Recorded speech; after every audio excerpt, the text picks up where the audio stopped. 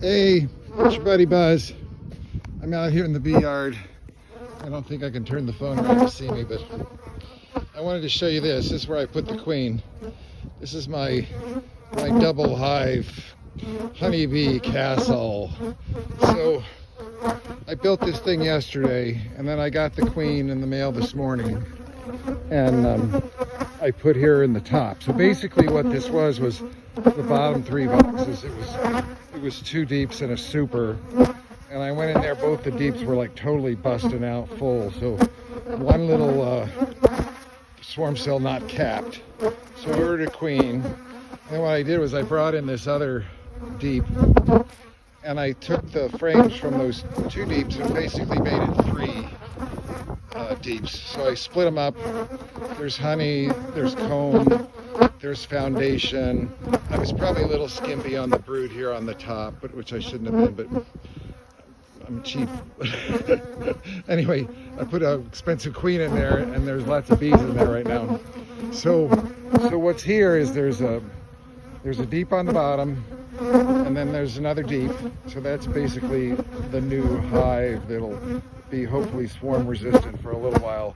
And then there's a queen excluder you can see right here. I got one hand without a glove, they're a little pissed. And then I have a feeding shim, which is right here. So I put in a couple pollen patties to really spark them off.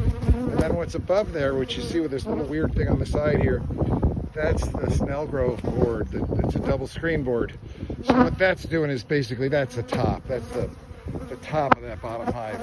There's no, if you put that on there, there's no queen presence in the upper hive, so they immediately would start acting queenless.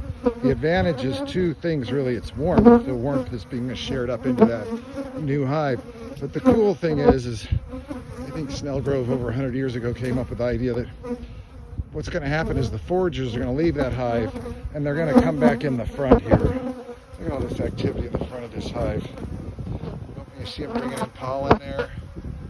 I'm going to zoom in a little bit right there for you. Let's go watch until I see one there with pollen. It's easier for me to see them probably. There's one. They're carrying it in. Trying to see what color it is. There's some dandelions. I saw one coming with gray. Well, there's one with that berry. Had a kind of a off-color yellow. There's one. You see it? Looked like dandelion. Anyway, back to the hive here. So what's on the top here is basically a new hive. It's a nuke, basically.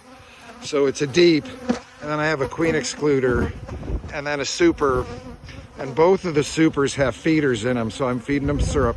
And then on top of this hive, like the bottom hive, I have a feeding shim, and I've put in some pollen patties, and of course it has a top.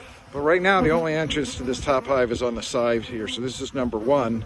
And then what happens in a week is you flip it to the other side, you start doing the same thing, getting rid of the foragers, keeping the nurse bees for that new queen to be adapted.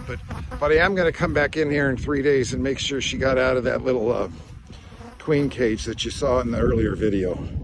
So that's about it for now. Hope all's well. Take care. Have fun. Bye.